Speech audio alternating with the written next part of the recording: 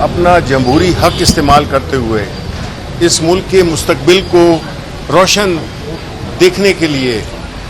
एक कानूनी और एक आइनी एहतजाज किया। तवक्को ये थी कि वो अपने सूबे के, अपने मुल्क के दारुल खिलाफे जा रहे हैं और कम से कम उनको ये तवक्को नहीं थी कि उनका इस्तकबाल,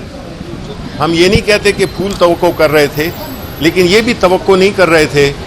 कि उनका इस्तकबाल गोलियों से होगा। हम ये समझते हैं कि पाकिस्तान तहरीक इंसाफ, जो कि एक मुल्क की सबसे बड़ी सियासी जमात है, उसका लीडर, मुल्क का सबसे पॉपुलर तरीन लीडर है इमरान खान, उसकी पार्टी के साथ जो सलूक रवा रखा गया है पिछले ख़ास तौर पे 2 सालों से, उसकी अब ये इंतहा 24 नवंबर का जलसा था, जुलूस था। हमने हमेशा अपने एहतजाजों को, अपनी सियासी सरगर्मियों को आइन और कानून के दायरे में रखा है। न हमारे लीडर ने हमें ये तरबियत दी है और न हमारी वर्कर्स का ये अंदाज रहा है कि वो कोई पुरतशद्दुद वाक़यात में मुलव्वस हों। एक जमहूरी हक इस्तेमाल कर रहे थे, वो उन्होंने किया, और जो हुआ उनके साथ वो सारे मुल्क ने देखा, सारी दुनिया ने बल्कि देखा। ऐसी सूरत हाल में, जिसे कहते हैं अंग्रेज़ी में adding insult to the injury, कि आपने पूरी जितनी भी लीडरशिप है पाकिस्तान तहरीक इंसाफ की, चाहे वो वहाँ पे थे या नहीं थे, उन पे आपने 5-5, 6-6 पर्चे दायर कर दिए हैं, और वो भी संगीन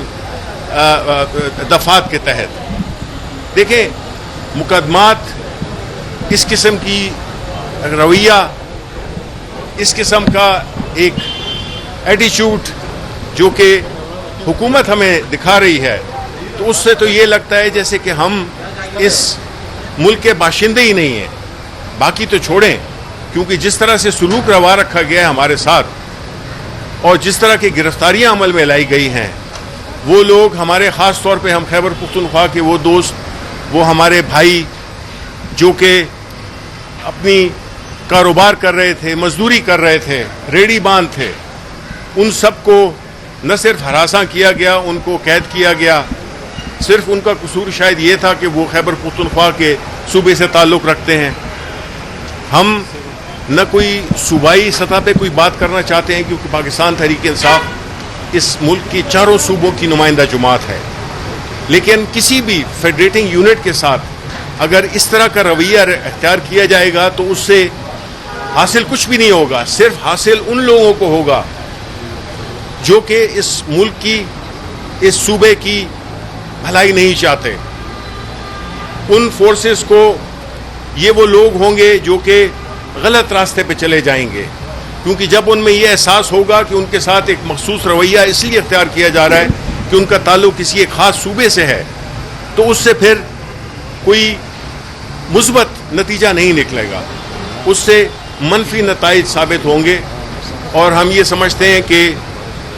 पाकिस्तान तहरीक इंसाफ इन सब कार्रवाइयों की सख्त मज़म्मत करती है, और हम अपने उन शुहदा को बिल्कुल नहीं भूले और न भूलेंगे जिन्होंने इस मुल्क की खातिर एक पुरअमन तरीके से एहतजाज में शिरकत की, लेकिन उनको अपनी जान गंवाना पड़ी। ऐसा मुआशरा जिसमें कि आपके जान व माल को हिफाजत ना हो, ऐसे मुल्क जहाँ पे कानून की बालादस्ती ना हो, ऐसे मुल्क जहाँ पे शहरियों को तहफ़्फ़ुज़ हासिल ना हो, वो मुल्क कभी तरक्की कर ही नहीं सकता। हमारे यहाँ कौन आके इन्वेस्ट करेगा जब वो इस तरह के हालात देखेगा? हम तो अपने एक सियासी जमात है और हमारी कार्रवाई सियासी है। हम कोई ना दहशतगर्द तंजीम है, बल्कि हुआ क्या है कि इतने साथ 780A के पर्चे किए गए हैं, जिससे कि जो दहशतगर्दी की जो वो तारीफ़ है, वो भी,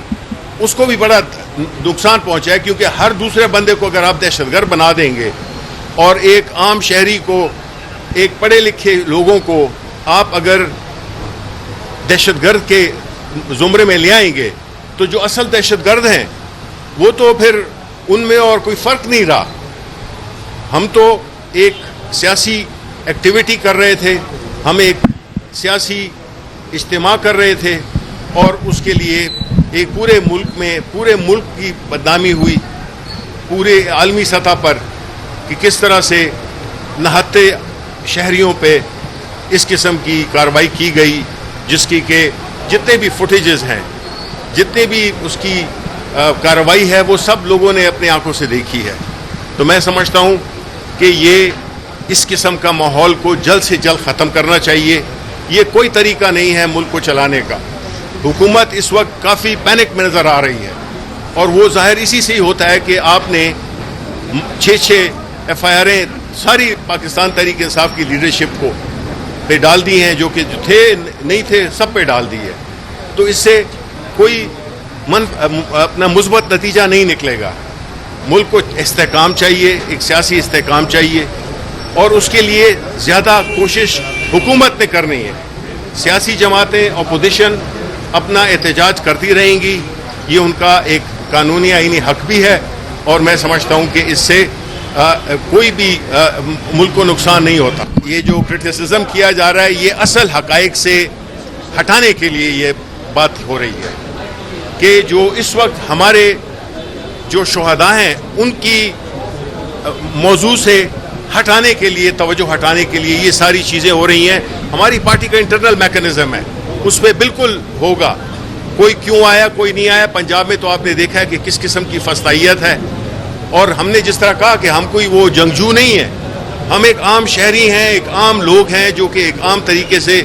وہ اپنا احتجاج ریکارڈ کراتے ہیں۔ سر یہ بتائیں، آپ انصاف کس سے مانگیں گے؟ جو آپ کے لوگ شہید کیے گئے، جو سلوک آپ کے ساتھ ہوا، حکومت کا تو یہ حال ہے آپ نے بتایا، تو آپ کدھر جائیں گے انصاف کے لیے؟ دیکھیں، یہ آپ کا بڑا اچھا سوال ہے۔ ہم انصاف کے لیے جس طرح کہ ہم ان عدالتوں میں آئے ہیں، ہماری بنیادی ڈیمانڈ یہی ہے کہ اس کے لیے ایک جوڈیشل کمیشن بننا چاہیے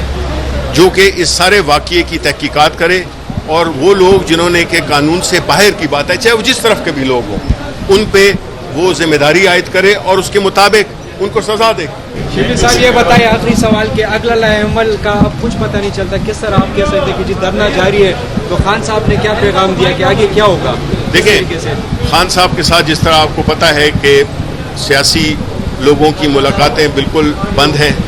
ہم پچھلے 10 ہفتوں سے ہمیں نہیں ملنے دیا گیا خان صاحب کے ساتھ۔ اس سے ہوتا کیا ہے کہ اس سے کنفیوژن پھیلتی ہے، جو کہ ہم نے دیکھا ہے کہ یہ شاید ایک مقصد ہو ہماری ملاقات نہ کرانے کا، سیاسی لوگوں کی ملاقات نہ کرانے کا۔ ایک لیڈر جو کہ ایک سب سے بڑی سیاسی جماعت کا سربراہ ہے، اس کو اپنے پارٹی کے لوگوں میں، اور اس میں عدالتی فیصلے ہیں